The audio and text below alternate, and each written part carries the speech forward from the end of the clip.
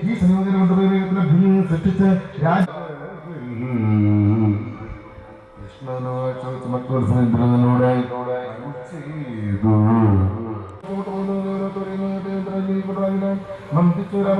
സുധർമ്മി തന്റെ മന്ദിരത്തിലുള്ള മൃത്യുഭേദങ്ങൾക്ക് ഗൂഢമായ പ്രധാനമായ ഗൂഢപരിശ്രമം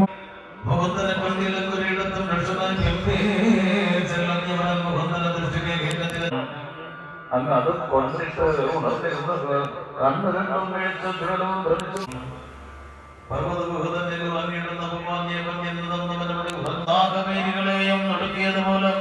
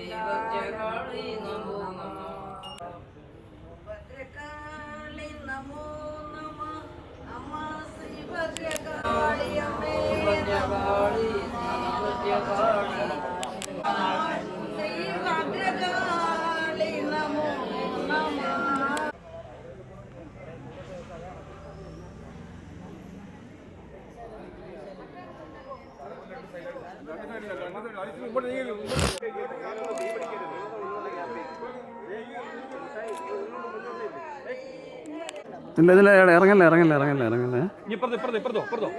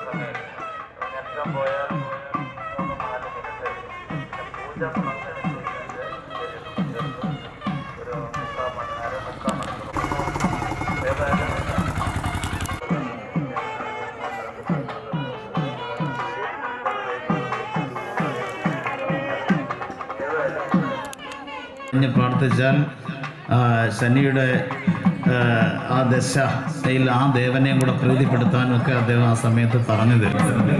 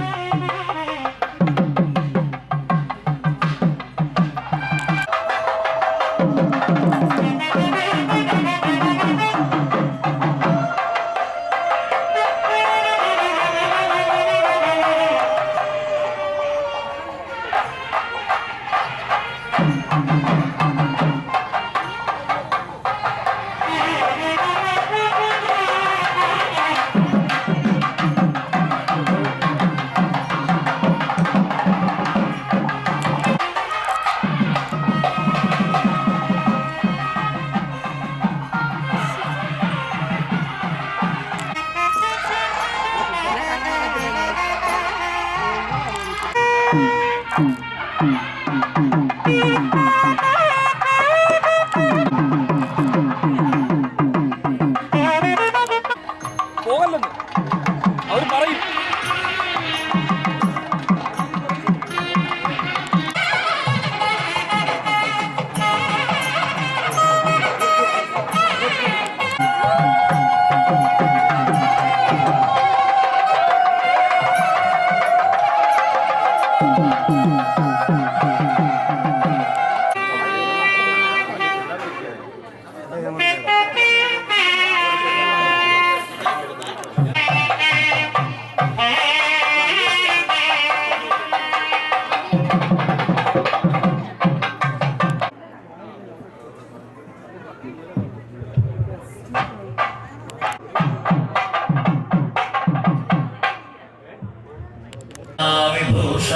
വിഭൂഷാപരിഭൂഷിതാംഗം നമാമി കൃഷ്ണം കരുണാപയോധാവനേ കിമപി ഗുൽമലദൗഷധീനാം യാദുസ്ത്യജം സദനമാര്യപദം ജഹിത്വാം ഭേജുർമുകുന്ദപദവീം ശ്രുതിഭർവമൃഗ്യാം.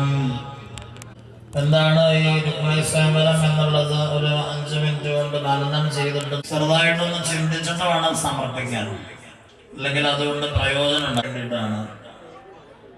അപ്പോ ശ്രീമദ് ഭാഗവതത്തിലുള്ള കേൾക്കുമ്പോൾ നമ്മൾ വിചാരിക്കും ഇത് എന്തോ ഒരു പ്രണയ കഥ.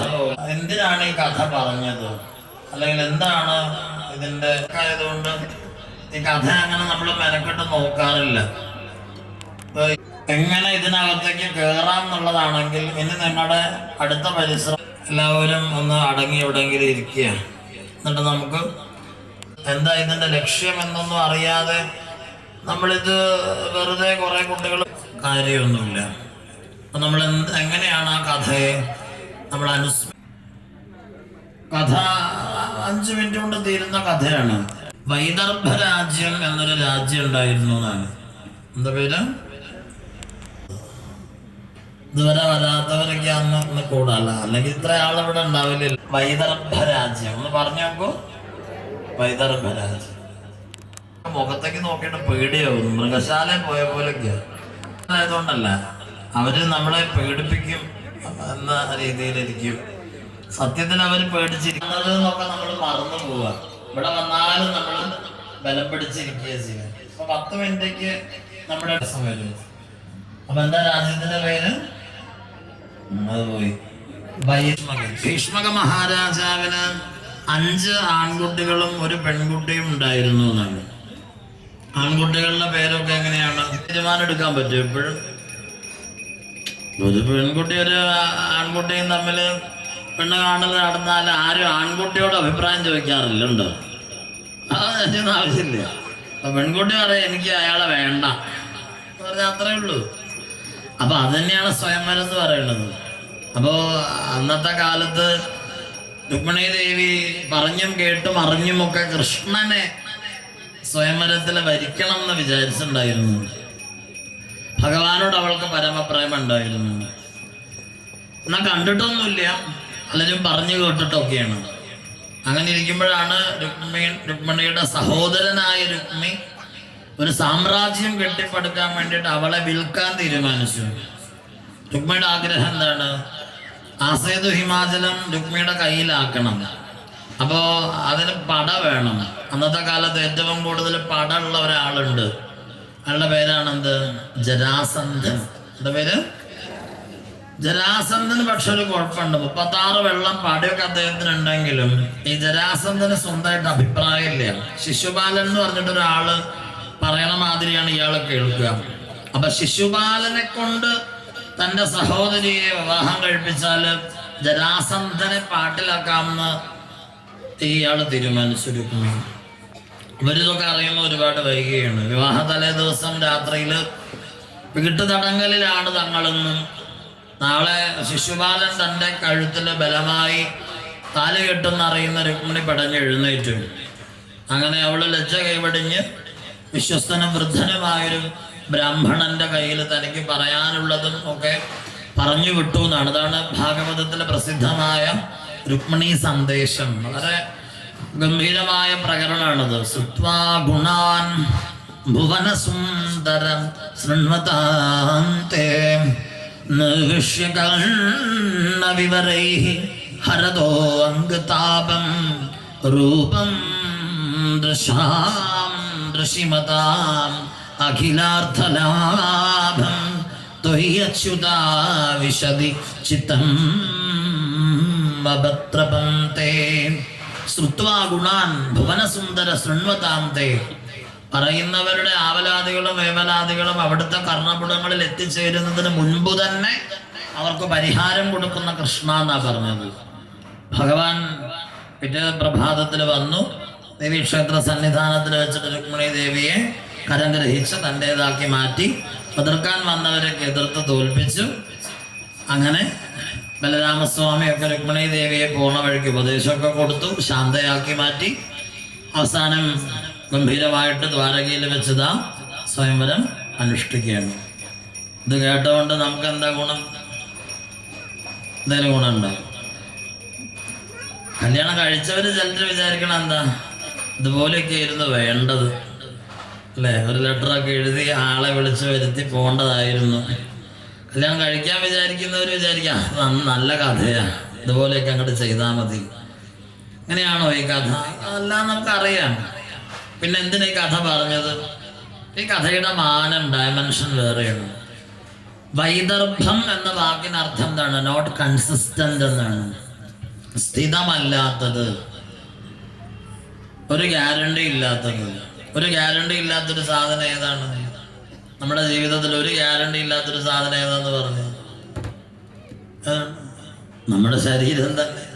ഇതിനെന്തെങ്കിലും ഗ്യാരണ്ടി ഉണ്ടോ? ഇൻഷുറൻസ് ഒക്കെ എടുത്ത് വെച്ചിട്ടുണ്ട്, തട്ടിപ്പോയാലേ നമുക്ക് കാശ് കിട്ടുള്ളൂ. യാതൊരു ഗ്യാരണ്ടി ഇല്ല, നമുക്ക് ഒരു ഗ്യാരണ്ടി ഇല്ല. അപ്പൊ വൈദർഭം എന്ന് പറഞ്ഞാല് ശരീരാണ്. ഇനി ഭീഷ്മകൻ എന്ന് പറഞ്ഞാല് സംസ്കൃതത്തില് ധീവർഗത്തിലാണ് ധാതു വരും, ബുദ്ധി. അപ്പൊ ശരീരത്തിന്റെ കൺട്രോളർ ആരാണ്? ബുദ്ധിയാണ്. അത് മനസ്സിലാക്കാൻ വലിയ വിവരമൊന്നും വേണ്ട. ഇനി ബുദ്ധിക്ക് 5 മക്കൾ എന്ന് പറഞ്ഞാൽ ശരീരത്തിലെ 5 എന്ന് പറഞ്ഞാൽ ആരായിരിക്കും പെട്ടെന്ന് ഓർമ്മ വരുന്നത്? പഞ്ചേന്ദ്രിയങ്ങളാണ്. അപ്പൊ ഈ പഞ്ചേന്ദ്രിയങ്ങൾക്കൊക്കെ രോഗമാണ്. അതുകൊണ്ടാണ് അവരുടെ പേര് കണ്ടില്ലേ, രുക്മി, രുക്മരഥൻ, രുക്മമാലി, രുക്മബാഹു, രുക്മകേശൻ. എല്ലാ പേരിലും പൊതുവായിട്ടുള്ള പദം ഏതാണ്? രുക്മി, രുക്മരഥൻ, രുക്മമാലി, രുക്മബാഹു, രുക്മകേശൻ എന്ന് പറഞ്ഞാൽ അതിലെ കോമൺ ഫാക്ടർ എന്താ? ഉമ്മയോ? രുക്ക് എന്ന പദമാണ്. രുക്ക് എന്ന് പറഞ്ഞാൽ രോഗം എന്നാണ്, അസുഖം. കണ്ണ്, മൂക്ക്, നാക്ക്, തൊക്ക്, ചെവി. ഇവരെ പോലെ കുഴപ്പക്കാര് രോഗികൾ ആരെങ്കിലും ഉണ്ടോ? ഉണ്ടോ? കണ്ണൊക്കെ ഉണ്ടാക്കി വെച്ചിരിക്കുന്ന കുഴപ്പത്തിന് വല്ല കൈയും കണക്കുണ്ടോ? ഉണ്ടോ? പറയാതിരിക്കണം നല്ലത്. എവിടേക്കൊക്കെ നോക്കരുതെന്ന് പറഞ്ഞാൽ അവിടേക്കൊക്കെ ആര് പോയി നോക്കും? കണ്ണ് പോയി നോക്കും. ഇല്ലാത്ത കുഴപ്പമൊക്കെ ഉണ്ടാക്കും. ചെവി പറയണോ? എന്തുണ്ടതാ നല്ലത്. നാക്ക്, അയ്യോ, നാക്ക് ശരിയായാൽ തന്നെ ജീവിതം ശരിയായി അല്ലെ. പ്രഷറും ഷുഗറും കൊളസ്ട്രോളും ഒക്കെ അതിന്റെ സംഭാവനയാണ് നാക്കിന്റെ. ചിലരുടെ വിചാരം മൂക്ക് കുഴപ്പക്കാരനല്ലെന്നാ, വലിയ കുഴപ്പക്കാരനാണ് അല്ലെ. ഷഷ്ടിയൊക്കെ എടുത്ത് 5-ാം ദിവസം വൈകുന്നേരം വരാന്തയിൽ ഇരുന്നപ്പോഴാണ് അപ്പുറത്തെ ഷീബയുടെ വീട്ടിൽ നിന്ന് ഏതാണ്ട് പൊരിഞ്ഞു കരിഞ്ഞൊരു മണം. ഒറ്റ വലി ഷഷ്ടി തോന്നുന്നു. അത്രേ ഉള്ളൂ, ഒറ്റ വലി തീരും. പിന്നെ ത്വകേന്ദ്രിയം വേണ്ടേ വേണ്ട. അപ്പോ ഈ 5 പേരും ചേർന്ന് ഭഗവാനോട് പ്രേമുള്ള മനസ്സാണ് രുക്മിണി ദേവി. രുക്മിണി ദേവി ഡയറക്റ്റ് ഭഗവാനെ കണ്ടിട്ടില്ല നമ്മളെ പോലെ തന്നെ. പക്ഷെ നമുക്കൊക്കെ ആരിഷ്ടാണ്? ഭഗവാൻ ഇഷ്ടല്ലേ? അതുമല്ലേ ആണ്. പക്ഷെ ഇന്ദ്രിയങ്ങളാണ് നമ്മളെ എങ്ങോട്ടും പിടിച്ചു വലിക്കണത്, പുറയിലേക്ക്. ഇപ്പൊ ഇവിടെ ഇരിക്കുന്ന തന്നെ ഉദാഹരണം. ഇവിടെ വന്ന എന്തിനാ? ഇതൊക്കെ കാണാനും അറിയാനും. പക്ഷെ ഇവിടെ വന്നിട്ട് കളിക്കുന്ന കളിയോ, കണ്ണും മൂക്കും നാക്കും തൊക്കും വെച്ചിട്ട് നമ്മൾ പല കളിയും കളിച്ച് നമ്മൾ വീട്ടിൽ പോവുക. അപ്പോ ഈശ്വരനിലേക്ക് അടുക്കണമെങ്കിൽ എന്താ വേണ്ടത്? വൃദ്ധനും വിശ്വസ്തനുമായ ഗുരുനാഥനാണ് ആ കഥയിലെ ബ്രാഹ്മണൻ. ഗുരുവിന്റെ സഹായത്തോടെ ഇന്ദ്രിയങ്ങളെ ജയിച്ച് എങ്ങനെയാണ് നമ്മുടെ മനസ്സ് ഭഗവാനിലേക്ക് ചേരേണ്ടത് എന്നുള്ളതാണ് രുക്മിണി സ്വയംവരത്തിന്റെ ആന്തരികാർത്ഥം. മനസ്സിലാവുന്നുണ്ടോ? അപ്പൊ ഇന്ദ്രിയങ്ങളെ നിയന്ത്രിച്ച് രുക്മിണിയാകുന്ന മനസ്സിനെ ഗുരുനാഥനിലൂടെ നമ്മൾ ഭഗവാനിലേക്ക് ചേർക്കുക. അത് ഈ കഥയുടെ ഒന്നാമത്തെ വശം. രണ്ടാമത്തെ വശം എന്താണ്? ഗാർഹസ്ഥ്യ ജീവിതം എങ്ങനെ നന്നാക്കണം എന്ന് ഭഗവാൻ കാണിക്കുകയാണ്. ഇപ്പൊ ഇതിനൊന്നും വലിയ മൂല്യം ഉണ്ടോ എന്ന് ചോദിച്ചാൽ ഉള്ളവരുണ്ടാവാം. പക്ഷെ പുറമേക്ക് നോക്കിയാൽ നമുക്കറിയാം, നമ്മൾ ആരോടും അങ്ങനെ കമ്മിറ്റഡ് അല്ല പലപ്പോഴും ബന്ധങ്ങളിലൊന്നും. ഇപ്പോൾ വിവാഹ ജീവിതങ്ങളൊക്കെ വളരെ ലാഘവത്തോടു കൂടി നമ്മൾ നശിപ്പിക്കുന്ന കാലം കൂടിയാണ്. വിവാഹം കഴിക്കുക, വളരെ പെട്ടെന്ന് പിരിഞ്ഞു പോവുക. ഒരു കാര്യം പറയാനുള്ളൂ, മനുഷ്യർ തമ്മിൽ പരസ്പരം സ്നേഹിക്കുക. ഏത് യജ്ഞം നടത്തിയാലും, ഏത് മതം, ഏത് ജാതി, അതൊന്നും നല്ല കാര്യം ഭഗവാൻ നമ്മളെ പഠിപ്പിക്കുകയാണ്. ഗൃഹസ്ഥാശ്രമ ജീവിതത്തിൽ മനുഷ്യർക്ക് പരസ്പരം വേണ്ടത് എന്താ? സ്നേഹമാണ്. ഇപ്പൊ മനുഷ്യന് ബാക്കി എല്ലാത്തിനും ഒരു കുറവില്ല. വസ്ത്രമുണ്ട്, പാർപ്പിടമുണ്ട്, അല്ലേ? എല്ലാ സംവിധാനം കൂടുതലാണെങ്കിലേ ഉള്ളൂ. പക്ഷെ ആർക്കും ആരോടും വലിയ മമതയും സ്നേഹമൊന്നുമില്ല. അച്ഛനില്ല, അമ്മയോടില്ല, മക്കളോടില്ല. എത്രയോ അനാഥ മന്ദിരങ്ങളിൽ എത്ര വൃദ്ധരാണ് കഴിയുന്നത്, മരണം കാത്ത്. അവരൊക്കെ ചെയ്ത തെറ്റ് മക്കളെ വളർത്തി വലുതാക്കി എന്നുള്ളൊരു തെറ്റ് മാത്രമേ അവർ ചെയ്തുള്ളൂ. മാത്രമല്ല, പല വൃദ്ധസദനങ്ങളെക്കാൾ കഷ്ടമായിട്ടാണ് പലരുടെയും വീടുകളിൽ പല വൃദ്ധരും കഴിയുന്നത്. ഇറങ്ങിപ്പോവാൻ വേറെ സ്ഥലമില്ല, അതുകൊണ്ടാണ്. എവിടേക്ക് പോകാനാണ്? അപ്പൊ അതുകൊണ്ട് ഒരു കാര്യം പറയാം, നമ്മളെല്ലാവരും പരസ്പരം സ്നേഹിക്കുന്നവരായി മാറി. ഇന്നത്തെ ദിവസം വലിയ ഫിലോസഫി ഒന്നും പഠിക്കുന്നില്ല. ഇവിടുന്ന് എഴുന്നേറ്റ് പോകുമ്പം ഒന്ന് സ്നേഹിക്കാൻ പഠിക്കുക. ഭാര്യയും ഭർത്താവും തമ്മിൽ സ്നേഹമുണ്ടോ?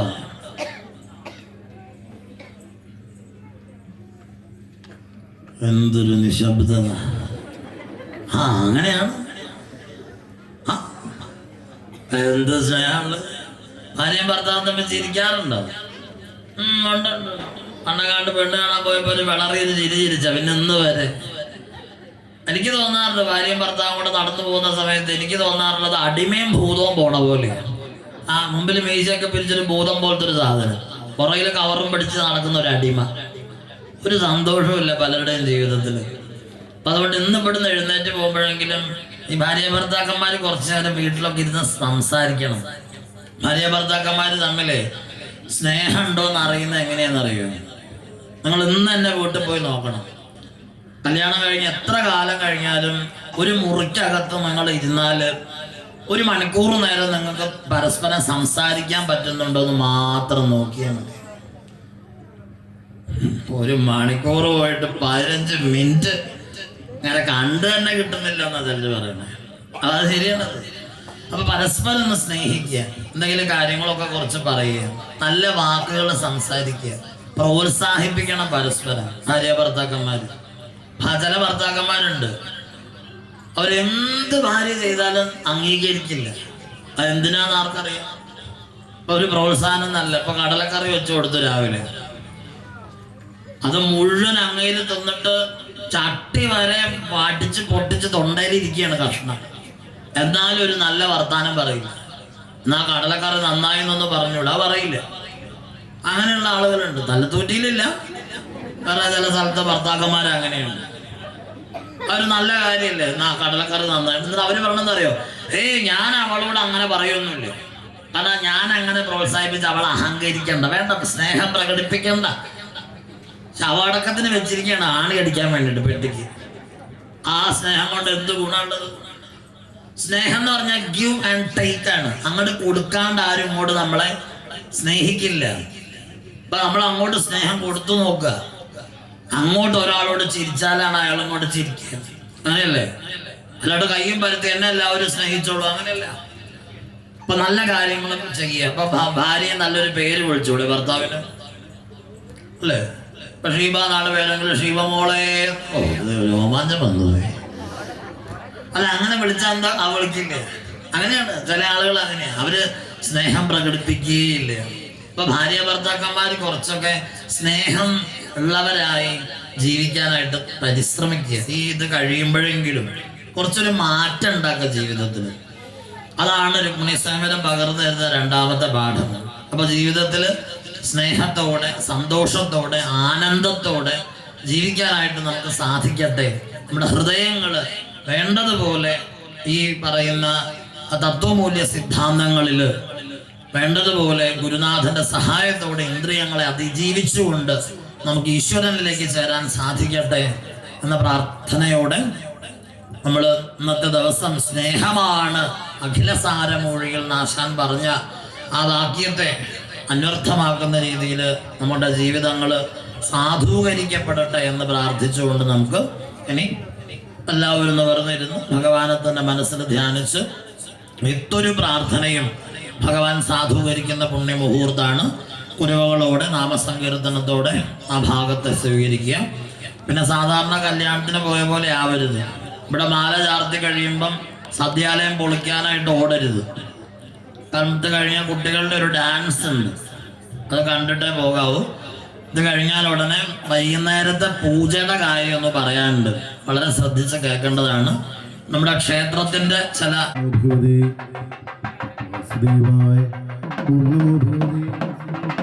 ഓം നമോ ഭഗവതേ വാസുദേവായ. ഓം നമോ ഭഗവതേ വാസുദേവായ. ഓം ശ്രീകൃഷ്ണായ. ദ്വാരകാപുരി നന്നായി ശോഭിപ്പിച്ചലങ്കരിച്ച് ആനൂനമോദത്തോടെ ദ്വാരകാ കേവലം കൃഷ്ണൻ തന്റെ കല്യാണം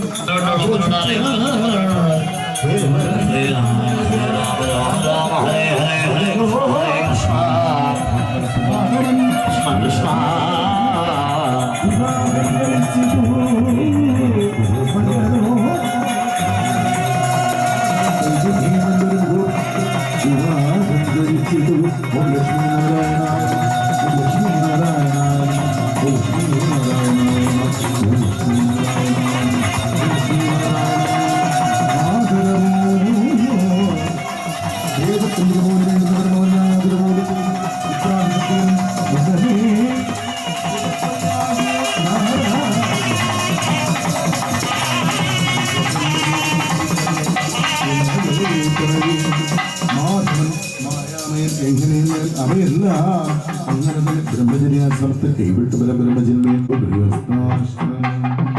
ഓം നമോ ഭഗവതേ വാസുദേവായ. ഓം നമോ നാരായണായ പാരിജാതസ്യ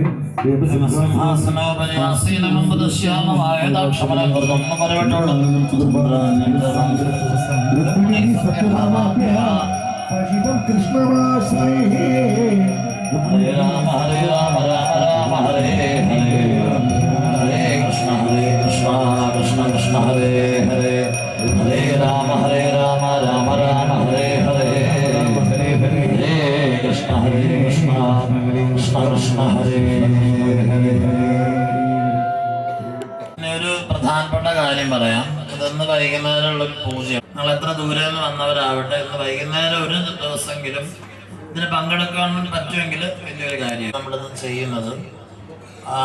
അതിൻ്റെ കൂട്ടത്തിൽ ശനിദോഷ നിവാരണം ഞാനിപ്പോൾ വായിക്കാം. ആ നാളുകൾക്ക് വേണ്ടി പ്രത്യേക പൂജ നമ്മൾ വൈകുന്നേരം ചെയ്യുന്നുണ്ട്. അപ്പോൾ മഹാലക്ഷ്മി പൂജ നമ്മൾ ചെയ്യുമ്പോൾ ഖഡ്ഗമാല എന്ന സ്തോത്രം കൊണ്ടാണ് അർച്ചിക്കുന്നത്. സഹസ്രനാമം 1000 തവണ ജപിക്കുന്നതിന് തുല്യമാണ് ഒരു ഖഡ്ഗമാല എന്ന് പറയുക. അത്ര പ്രാധാന്യം. ഇരുന്ന് പൂജിക്കാൻ പറ്റാത്തവർക്ക് ഒരു കസേരയിൽ ഇരുന്ന് വേറൊരു കസേര വിളക്ക് വെച്ച് പൂജ ചെയ്യാം. അപ്പൊ നമ്മൾ പറയാം, എൻ്റെ താങ്ങമ്മ എനിക്ക് പോകണമെന്നൊക്കെ ഉണ്ട്, പക്ഷെ താഴെ ഇരിക്കാൻ വയ്യ. ഭഗവതിയുടെ ചൈതന്യത്തെയാണ് നമ്മൾ പൂജിക്കുന്നത്. അങ്ങനെ അമ്മയെ നിങ്ങൾ സാധാരണ ജപിച്ച് നിങ്ങൾ തന്നെ അർച്ചിച്ച് ഒരു പൂജകൻ ചെയ്യുന്ന പൂജ ഒരു പരിധി വരെ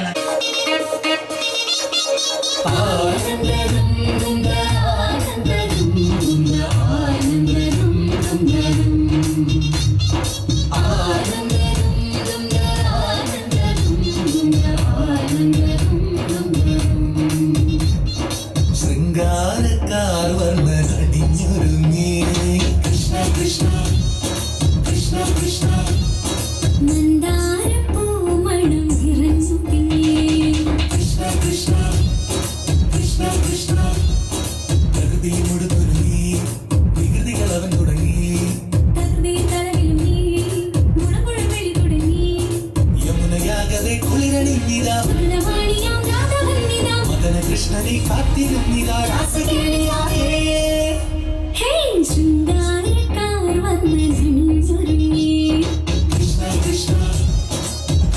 കൃഷ്ണ മന്ദാര പൂമണം നിറഞ്ഞു തിങ്ങി കൃഷ്ണ കൃഷ്ണ കൃഷ്ണ കൃഷ്ണ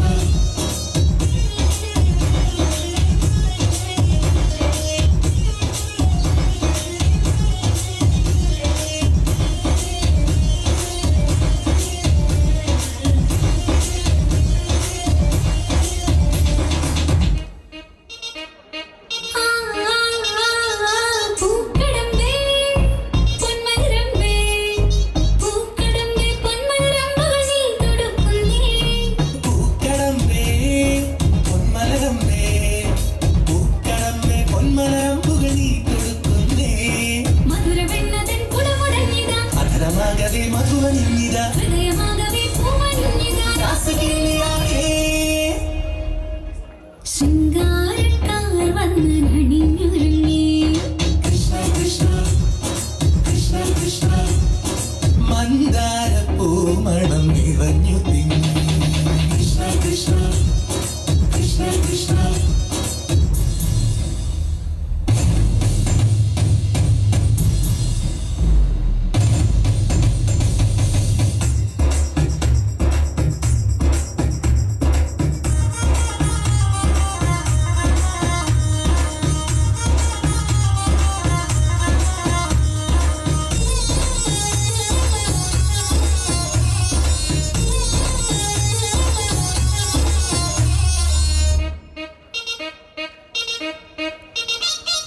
ഗോപനുണ്ടേ ഗോപികയുണ്ടേ ഗോപനുണ്ടേ ഗോപികയുണ്ടേ വേണുപോതുന്നേ ഗോപനുണ്ടേ ഗോപികയുണ്ടേ ഗോപനുണ്ടേ ഗോപികയുണ്ടേ വീണുപോകുന്നേ ഇലകുളിഞ്ഞൊരി പൊൻകടമ്പുകൾ തളിരണിഞ്ഞു പോയി കണ്ണനെത്തവേ നാണമോടവൾ കണ്ണുകുത്തിയോ രാസകേളിയായേ ഹേ ശൃംഗാരക്കാർ വന്ന് അണിഞ്ഞൊരുങ്ങി കൃഷ്ണ കൃഷ്ണ കൃഷ്ണ കൃഷ്ണ മന്ദാര പൂമണം നിറഞ്ഞു തിങ്ങി കൃഷ്ണ കൃഷ്ണ കൃഷ്ണ കൃഷ്ണ പ്രകൃതി കൊടുത്തൊരുങ്ങി വികൃതികളവൻ തുടങ്ങി തകൃതി കളകിൽ നീ മുളങ്കുഴലിൽ തുടങ്ങി യമുനയാകവേ കുളിരണിഞ്ഞിതാ മധുരവാണിയാം രാധവന്നിതാ മദന കൃഷ്ണനെ കാത്തിരുന്നിതാ രാസകേളിയായേ ഹേ ശൃംഗാരക്കാർ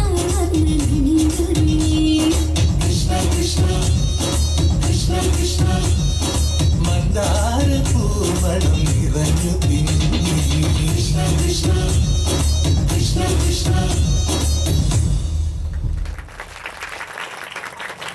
ഞങ്ങളെ കൊണ്ടുവരാം അങ്ങോട്ട് നമ്മളെ വാ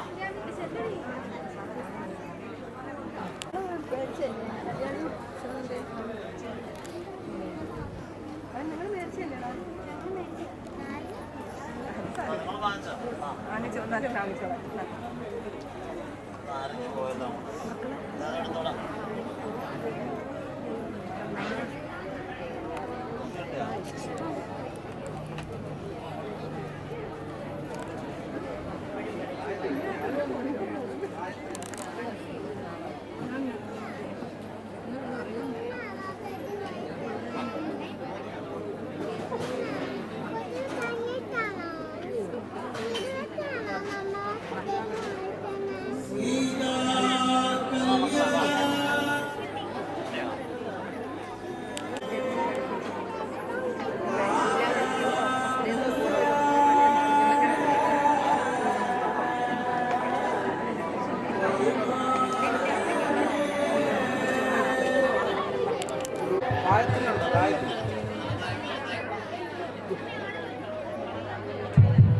നമ്മുടെ ഗൈഡൻസിന്റെ ക്ലാസ്സാണ്.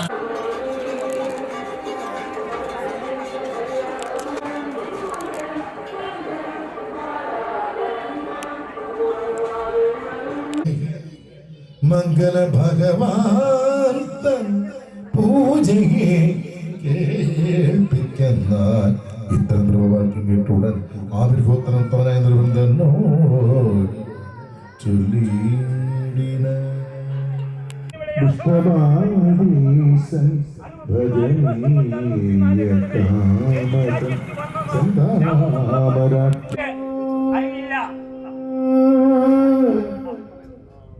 സന്തതം തങ്ങളുടെ ഭക്തജനത്തിന് ചിന്തിക്കി ഒരക്ഷന്റെ പാദസരോജത്തെ സന്തതം ചിന്തിച്ചു പോയ ഭാര്യ ചിന്തിച്ചവൻ നമുക്കും തന്നില്ലേ മക്കള് 28 മക്കൾ മക്കൾ ഈ ദേവന്മാരെ പോലെ വളരുന്നു. ഇന്ന് ഭഗവാൻ മാധവം കാണുക ഇന്ന് നമുക്ക് പോകണം. അതെ,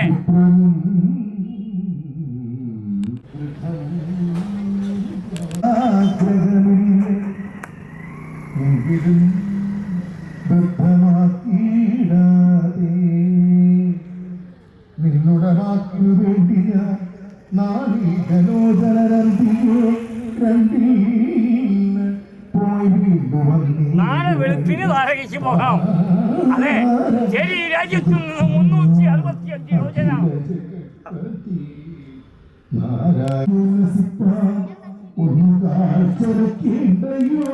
ആയതുകൊണ്ടു ഞാൻ കല്യാണം സത്വരം 4 ചെന്നു യാചിച്ചു പത്നി. അപ്പോഴേ 4 ഗൃഹസ്ഥര് പത്നിക്ക് 4 പിടി നെല്ലവൻ നൽകിനാറപ്പോൾ അതുമൊരു ഭിന്നവസനത്തിൽ ഉൾപ്പെടാക്കി പത്നി കെട്ടി കിളിയാക്കി ചിത്രമോദേ പത്താപുതങ്ങളുടെ കയ്യിൽ ആയതും കൈക്കൊണ്ട വിപ്രനും ചിത്തമോടേ പോകും വിധോ ചിന്താമരാക്ഷന്റെ ദർശനം എന്ന് നീ ചിന്തിക്കുന്നു സാധി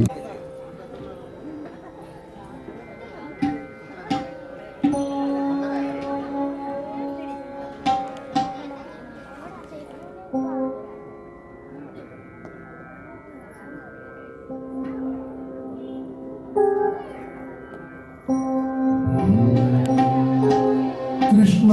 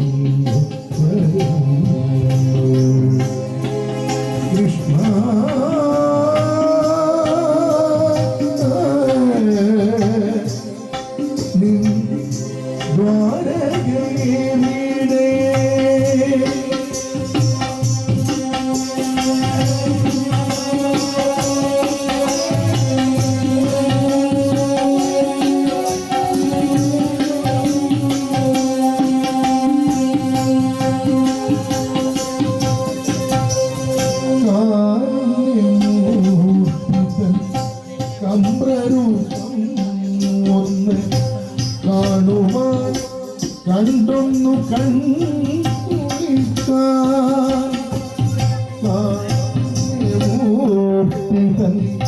കമ്പ്രൂപം ഒന്നു കാണുവാൻ കണ്ടൊന്നു കൺകുളിക്കാൻ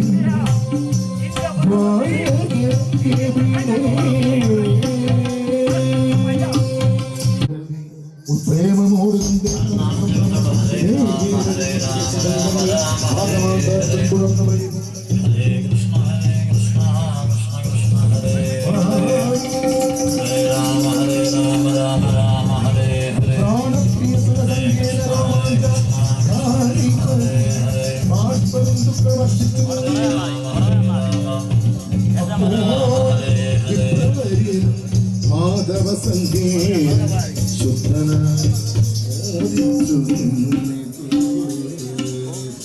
ശ്രീമോദേവ ശ്രീവായ ഓം ഓം ഹരി കൃഷ്ണ ഹരേ കൃഷ്ണ പിന്നെ മുകുന്ദനും വിപ്രേന്ദ്രപാദങ്ങൾ പിന്നെ മുകുന്ദനും വിപ്രേന്ദ്രപാദങ്ങൾ നന്നായി കരുതി ഹരേ കൃഷ്ണ ഹരേ കൃഷ്ണ ഹരേ ഹരേ ഹരേ രാമ വായിക്കുക ഹരേ രാമ മുകുന്ദനും വിപ്രേന്ദ്രപാദങ്ങൾ നന്നായി കരുതി അദ്ദേഹം ശിരസിൽ സർവമാമോഹനായി ജനാർദ്ദനൻ നിർമ്മാണത്തിൽ ധരിച്ചിരുന്ന പിന്നെയും പിടിച്ചപ്പോൾ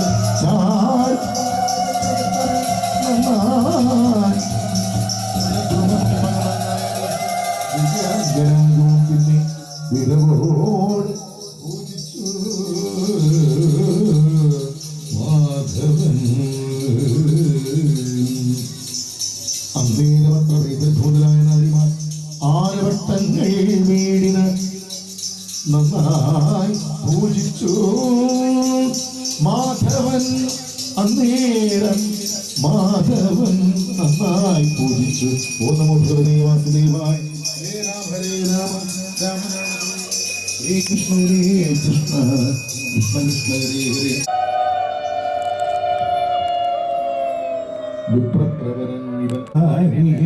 ഇഷ്ടാനുരൂപിയായിരുന്ന പത്നിയെ ഇഷ്ടികാര്യാർത്ഥമായി വേട്ടിതോ ചൊല്ലടോ നിഷ്കാമ കർമ്മങ്ങൾ ചെയ്തു വാഴും നീതോ നിഷ്കൽമഷനാം സഖേ തവ മാനസേ ഭാര്യ സുത ധന സംസാരം എന്നതിൽ കാര്യമോഹം ഭവാനില്ലെന്ന് മുന്നമേ ഞാൻ അറിഞ്ഞത്രേ ഇരിക്കുന്നത്. എങ്കിലും ലൗകികമായുള്ള കർമ്മങ്ങൾ ഓരോന്ന് ലോകോപകാരമായി ചെയ്യുകയും വേണമേ.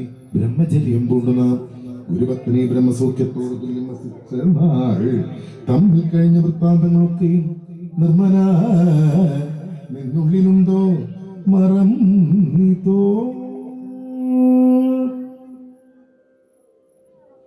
സദ്ഗുരുഭക്തിതൻ വാക്കിനാൽ നാം ജനസത്വനം കാടകം ബുക്കുപിറകിനായി അപ്പോൾ നിശീധിനി കാലവും വർഷവും കെൽപ്പോട് വന്ന് വനാന്തരെ വിട്ടു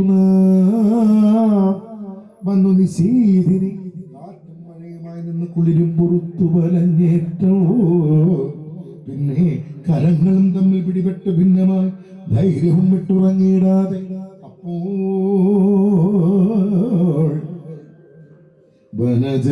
വനജരജാതികളാൽ നമുക്ക് ഉൽപ്പന്നമായ ഭയത്തെ മറന്നിത്തോ.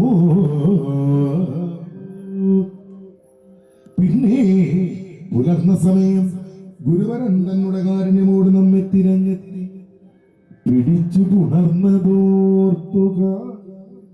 അന്ന് ഗുരു അരുൾ ചെയ്തു, നിങ്ങൾക്കിന്ന് വന്ന സമസ്ത ഗുണങ്ങൾ എന്നുള്ളത് നാനാ ഗുണകീർത്തി വിദ്യ സമസ്തവും നന്നായി പരിപൂർണമായി വരുമെന്നതും.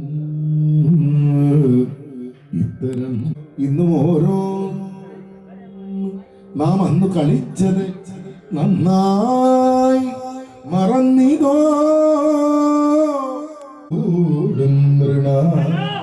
ഇത്തരം മാധവവാക്യങ്ങൾ കേൾക്കയാൽ ഉത്തമ ആത്മകൻ നാനാചരാചര ലോകത്തിനൊക്കെയും സ്ഥാനമായി നിൽക്കും പരമഗുരു ഭവാൻ സാന്ദീപനിഗൃഹേ വിദ്യ പഠിപ്പതിന് ഒന്നിച്ചു വന്നതും അത്ഭുതം എത്രയോ.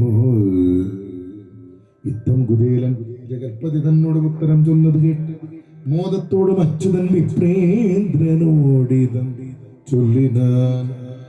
ദിനരാത്രങ്ങൾക്ക് വിരാമമേകി പൂങ്ങുമൂട്ടിലമ്മയുടെ ശ്രീമദ് ഭാഗവത സപ്താഹയജ്ഞത്തിന് പരിസമാപനമാകുന്നു അവവൃത സ്നാന ഘോഷയാത്ര.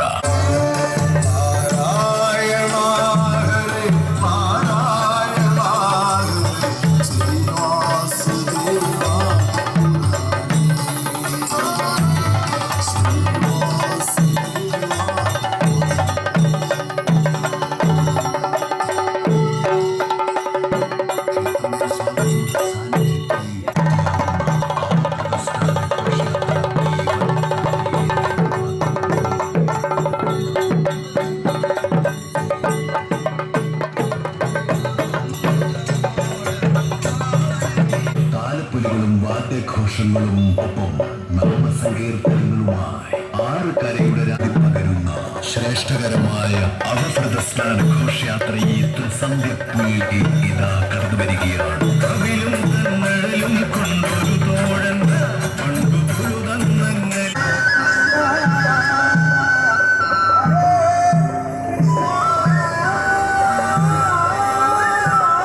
ഏഴിലം പാലത്തും പെയ്തിറങ്ങിയ 7 സുന്ദര ദിനരാത്രങ്ങൾക്ക് വിരാമമേ സ്നാനഘോഷയാത്ര ഇതാ ഇതുവഴി കടന്നു വരികയാണ്.